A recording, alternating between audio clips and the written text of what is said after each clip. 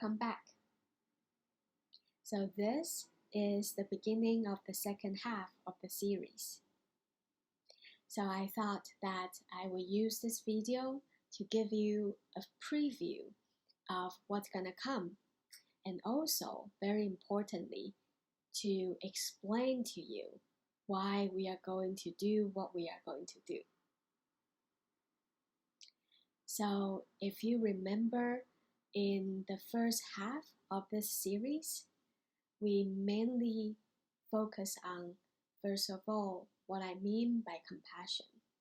And then we looked at the different, if you will, user manual, different parts of the user manual of this human being that we are. So we talked about this tricky brain that everybody has, and we talked about the origins of some difficult memories and some difficult emotions.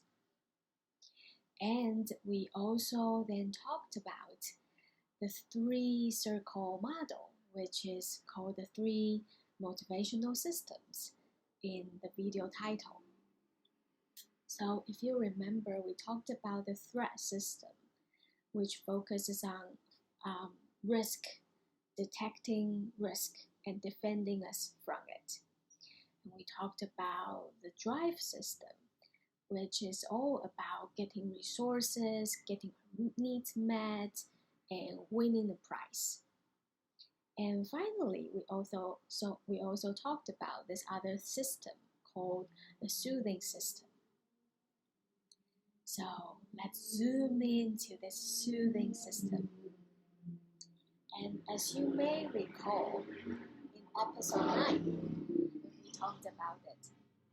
The soothing system is where we cultivate a sense of safeness, a sense of connection.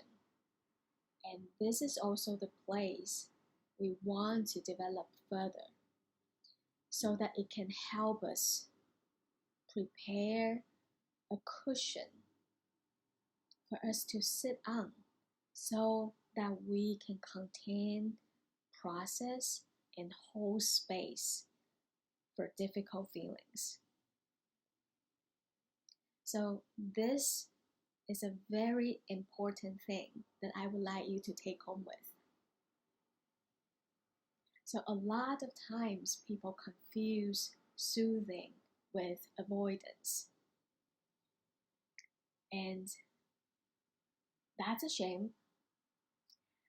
So by soothing, I would like to emphasize it again and again. It's like an open space. It's a place for us to be held, and so that we can let the deeper feelings come up. And why is this so important for healing hoarding?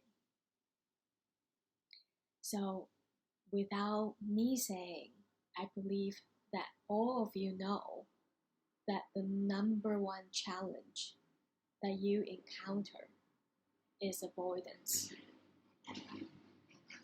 There are a lot of things that you know how to do, such as sorting things like with like, such as getting rid of some things that you know you will not use, such as just simply opening the closet.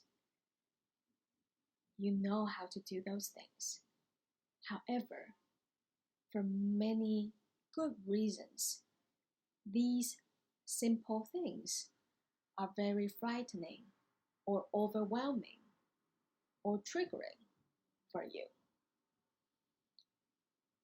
And that is exactly why we need to cultivate a safe space by boosting up this soothing system, so that we can have a space in you where you can ground yourself in your body, in your breath, in your heart, you can create a space for yourself to be there with all of these difficult feelings. And you may think that, oh, that's too dangerous. Because if you let your feelings come up, they may never go away, or you may get so overwhelmed that you will break down. That's a very common fear a lot of people have about experiencing feelings. And that is exactly why we are going to do the following exercises in the next few videos to first prepare you this better environment, this environment of safeness for you to be able to hold the feelings that you have so that you don't feel as overwhelmed, as threatened, as lonely. So that will look like, first of all, we will cultivate compassion. So we will do a number of exercises that promote compassion. So we will develop an ideal, imaginary, compassionate being. And this being is ideal and so compassionate, and it's always available to you whenever you are having a moment. And imagine having that compassionate being in your imagination, in your heart with you when you are going through difficult emotions. And next, we are going to cultivate your compassionate self. What does that mean? So, I believe that everybody has different parts in ourselves. It's almost like we have an internal family. There's a part of us that's usually more fearful, and there's another part of us that is more cynical, and there's another part of us that is quite optimistic.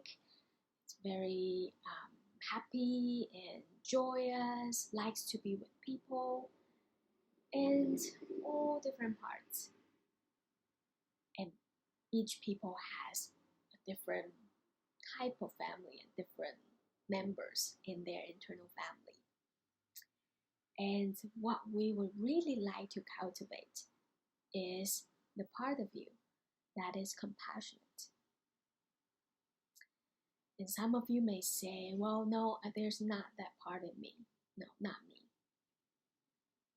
Well, maybe that's true. Maybe that's not true. So think of the time when there's somebody that you care about, that they really need your help. How do you jump right in and help? So that is your compassionate self. So one of the examples that having a compassionate self can help us is that just think about a time when, for example, you are sorting through things, deciding what to keep, what to toss. Which voice do you usually listen to? I bet many of you listen to the sad self that feels the grief, that feels holding on to this piece of furniture is like holding on to the family member that passed away. So you listen to the sad self. Or you may listen to the fearful self that is so afraid of making a mistake or losing an opportunity. I can't get rid of that because as soon as I get rid of that, I will just realize that, oh shit, I needed it. Excuse my language. So you see, you listen to different parts of you. But what about the compassionate part of you who cares about your well-being for the long term, not just for the short-term comfort? What would the compassionate part of you say to yourself? If there is a compassionate voice that advocates for your long-term well-being, what would that voice say? And how would that compassionate self help you to process the sadness, the grief that is attached to the sad self in you? And how would that compassionate part of you help you to process and hold space for the fear that is so afraid of making mistakes and the consequences of making mistakes? So you see, in the next phase of this series, our goal is to cultivate a compassionate space in you, for you to be able to invite, or at least not push away, the difficult feelings that are always there, even when you are avoiding them. So we want to actually listen to them and work with them, because the further you keep pushing them away, not only that they don't go away, but also they grow louder and louder. It's just like you, they want to be heard.